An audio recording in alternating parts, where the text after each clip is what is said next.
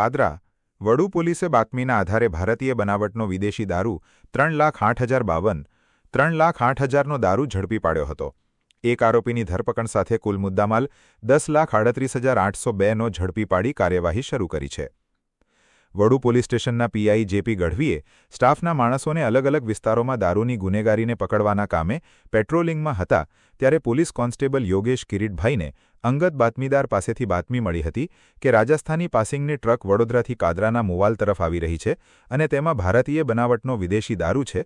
તેના આધારે પાદરાના મુવાલ પાસે બેલિકેટિંગ મૂકી પોલીસ સ્ટાફના માણસો વોચમાં ગોઠવાયા હતા। જ્યારે આઈશર ટ્રક આવતા ઊભી રાખવાનો પ્રયત્ન કર્યો પરંતુ ઊભી નહીં રહેતા તે આગળ નીકળી ગઈ હતી, જેથી ફિલ્મી ઢબે પીછો કરીને ગવાસત પાસે અટકાવીને પંચો સાથે ટ્રકની ઝડપી લેતા તેમાં આરસની ટુકડીઓની કોથળીઓ ભરેલી હતી।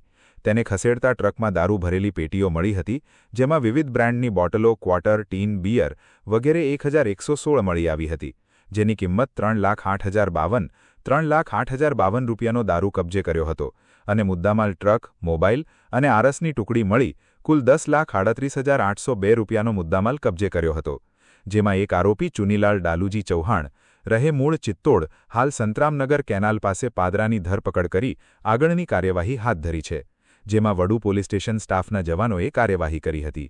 આમ ચૂંટણીઓ પૂરી થતાં પોલીસે બૂટલેગરો ઉપર સપાટો બોલાવતા બૂટલેગરોમાં ફફડાટ ફેલાયો છે।